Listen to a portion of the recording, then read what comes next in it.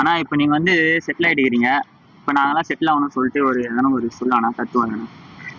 இப்ப நான் செட்டில் ஆயிட்டுக்கிறேன், நீங்க செட்டில் ஆகலன்னு சொல்லிட்டு தத்துவம் சொல்றீங்களா? தத்துவம்லாம் இல்ல. நீங்களும் வந்து நானும் ஒண்ணுதான். எனக்கு பிடிக்காத வார்த்தையை செட்டில்ன்ற வார்த்தை எனக்கு பிடிக்காது லைஃப்ல. Never settle.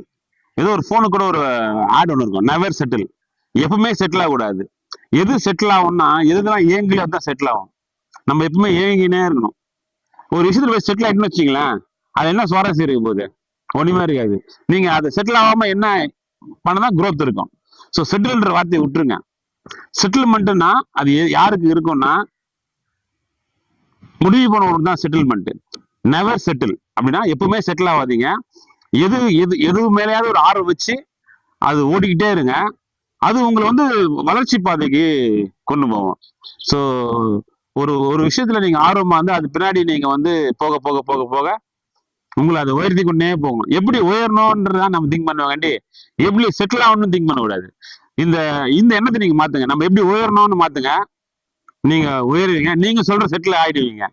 எப்படி செட்டில் ஆகணும்னு கேட்டீங்கன்னு வச்சுங்களேன், நெவர் செட்டில். அந்த மைண்ட் செட் வாங்க ஃபர்ஸ்ட். இதுதான் என்னுடைய கருத்து. தத்துவம் சொல்றதுக்கும் இதெல்லாம் நான் இல்லை, என்னுடைய கருத்து இதுதான். ஓகே. நன்றிப்பா.